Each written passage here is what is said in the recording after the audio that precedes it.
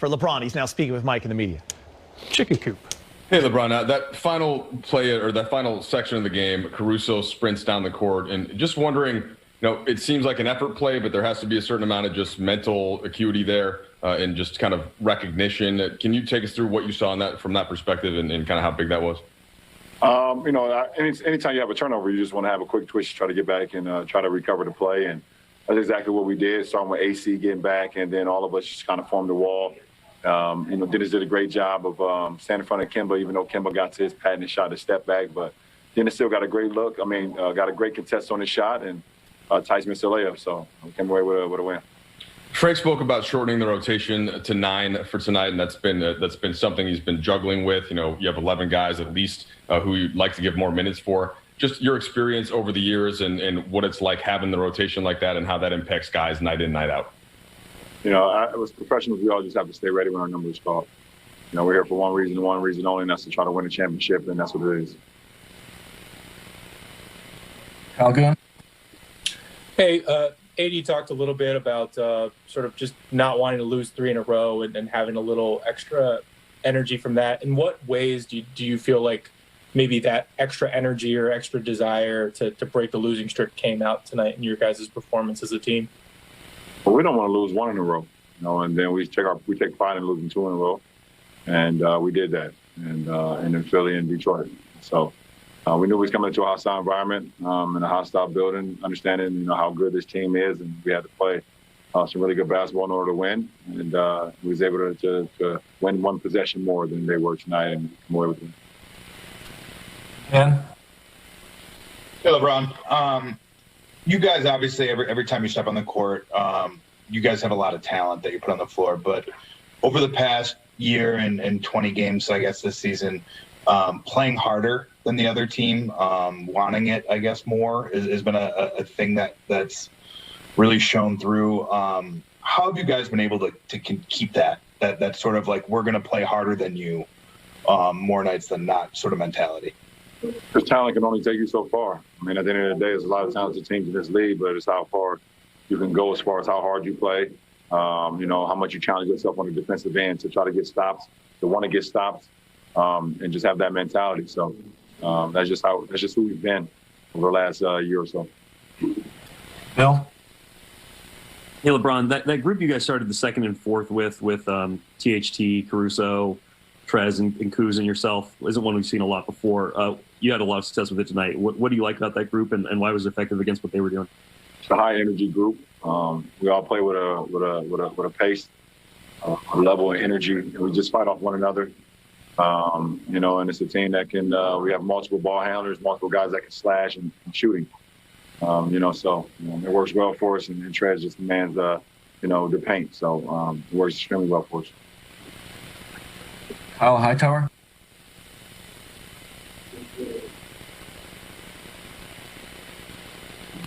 Kyle, I think you're on mute. Yeah. Hey, LeBron, if you forgive the offbeat question a little bit, but you're in Boston right now, and next week is the Super Bowl. You gave a shout out to Tom Brady last week. Just congratulate him for making it back to another Super Bowl. What's it do for you to see a guy like him playing at the level he is at his age and doing what he's doing at that high level, getting back to the pinnacle of his sport? It doesn't do anything for me as far as what I do in my profession, but what it does, it lets me know and lets both of us know that we can still play this game at a high level, no matter how many miles, how many games, no matter how many doubters, no matter the statistics of, in our respective profession at our age, we can still dominate our sport. And also we can bring together groups that we may have not been around for a long period of time. It's just our professionalism, how we attack the sport, how we attack every single day of being a professional, of wanting to win every single day, in a practice, on the film, on the practice field, and in the games, so on and so on. So, we gravitate towards people, and people gravitate towards us because we have one common goal, and that's to win and win at the highest level. Last 2 questions, Joe Varden. Hey, man. What'd you think seeing Tristan in a different uniform tonight? And then, when you play Boston, that's all you see. You see green. You don't really see the person, when you play Boston. So it was no difference. But it's always good to see my brother. Love him to death. I'm extremely proud of him and the leader he's become. He's like now a vet for this team, and they're going to use his knowledge, throughout the course of this season, both on and off the floor. So I'm happy for him. Last question, Melissa Rowland. Hey, LeBron, I have kind of an offbeat question for you as well tonight. There's been a lot of talk, obviously, about how your game has grown from when you were 18 to 36. How would you say your leadership has grown and evolved from when you were 18 until now? I think you continue to learn. At 18, I was the leader of my high school basketball team for 4 years, or let's say 3 years, along with a couple guys. But you come into the professional league, you sit there and watch, and you become a sponge, and you see, you lead by example. You go out and you practice hard, and you try to stick your head into the film and just try to get better every single day, and just try to keep quiet because there's bets, things of that nature, and you got your coaching staff who does a lot of the talking. So I was just more of a sponge, at 18, just watching, seeing. But I've always had that leadership trait. Whenever it will become available to me, and someone will come up to me and say, "We need you to lead." So as the years went on, and it just continues to build, it continues to grow. And I know who I am as a person, as a basketball player, and I have a lot of knowledge to give to my teammates and to franchises that I've been a part of in my career. So, leadership is not a one-day thing. It's not a one-trick pony. It's an everyday thing, both on and off the floor, and I take full responsibility for it. Appreciate it. But he does a good job of measuring, seeing who's guarding him, and then he attacks accordingly. Tonight, Marcus Smart, just too small, not tall enough to get any pressure on AD's shots. Yeah, Marcus, a very good perimeter defender, but asking him to stop a guy like AD possession after possession, it's just not going to happen. I hope Marcus is okay with his apparent calf injury, but that's climbing uphill from the start for that guy. AD is just a matchup problem for the Celtics. They're going to play again later this season at Staples Center. Who knows? Maybe they meet in the finals. It's a long ways away. But if they do, it's going to be tough for Boston with this configuration to stop Anthony Davis. Yeah, they're missing one big, in my opinion. One tough big. I don't think Tristan Thompson is the guy. They're just missing one player, I think, to go along with Tatum. Yep. Big game, no flames in the wall, no spotlights like it's a Hollywood premiere. When you do your breakdown, you just do it. Yeah, just me and the floor, game, baby. James. No You and the walls, floor. just the floor. We had some possessions where there were breakdowns, John, but we also doubled LeBron and AD a lot. And we doubled them a lot out at the three-point line just because the matchups they had were not advantageous. And so you're going to give up some of that. There were some offensive rebounds that you'd like to have back. There were some other plays in the first half that you'd like to have back. They've got some guys that can just raise up over you at 5 feet and make it. And so it forces you into doubling before they get to that point. And again, I thought our guys did a good job. You would have told me we held them to, 98, whatever it was, going into the game. I'd have taken it. Brad Stevens brings up a good point. If you're going to hold the Lakers to 96, I think he takes that every single day of the week. Now, the Lakers hold them to 95, but he's right. You play this Laker team, and it's not a 7-game series. It's one night, James, so you got to put together a plan. We're going to double AD, double LeBron, try to get the ball out of their hands. Other guys got to beat us, and they did. There's no question that Stevens had. He had the perfect game plan. It worked out well for him. They dominated the Lakers in the paint. That was unusual, and the Lakers did a good job from the line, kind of kept them in it. But, yeah, he coached a game that had them in position to win. So he did what he had to do. He had some mismatch problems. He had to double. You don't like to do that, but he had to do it. I think they did it fairly well to keep them close in the game. Perez, I think that's why it was so important to get a guy like Dennis Schroeder.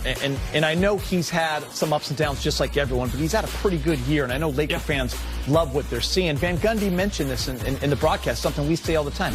I love his speed for this Laker team. People are going to take the ball out of LeBron's hands. He cannot score 50 a game. It's just not going to happen, right? When they send big bodies at him, that was Schroeder that got the Tice matchup, went by him. You're going to need that as this team progresses.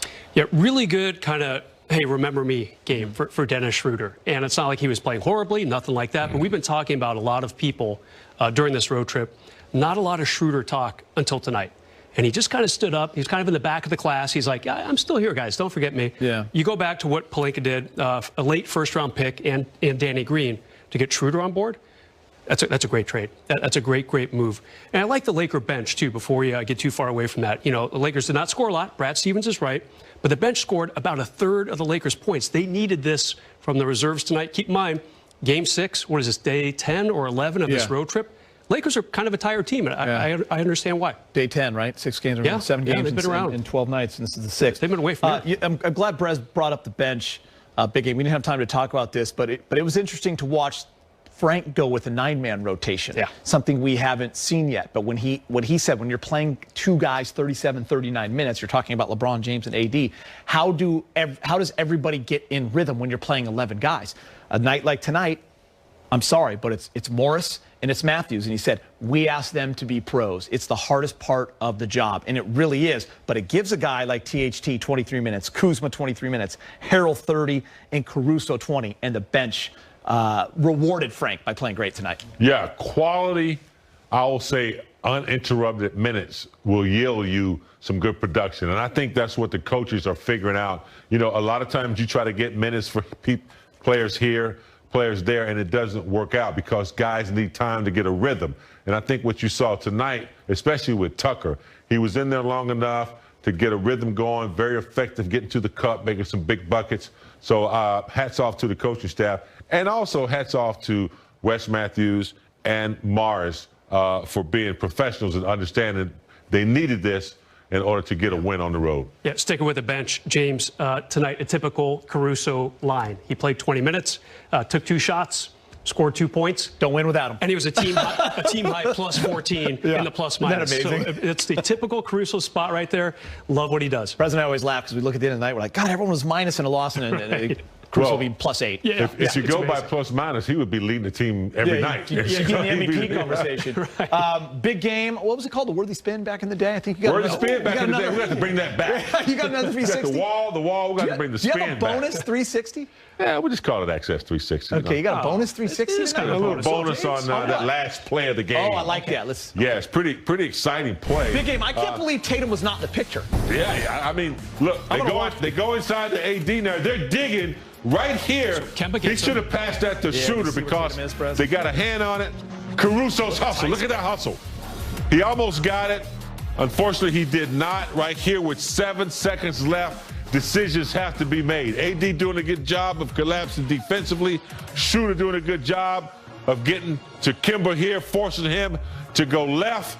That's a good shot for Kemba Walker, but he was what, Geeter? 1 of 7 or something for the night. That putback was close, but I don't think it would have counted according to the shot clock. But that was pretty exciting. That play was right there for Boston to win it. They got the steal. They got the steal. Yeah. They got the shot, and they almost got a little putback. And everything just went their way. I mean, Tatum hit 2 really tough shots. Yeah, great offensive plays with good defense on him. LeBron slipped.